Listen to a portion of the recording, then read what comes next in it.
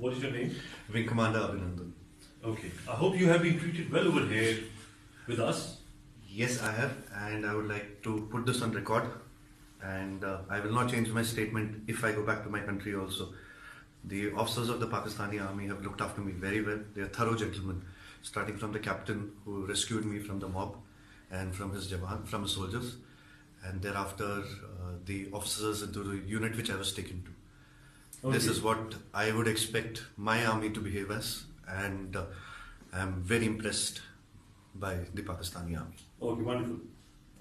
So, Wing Commander, you hail from which place in India? Am I supposed to tell you this, Major? I'm sorry.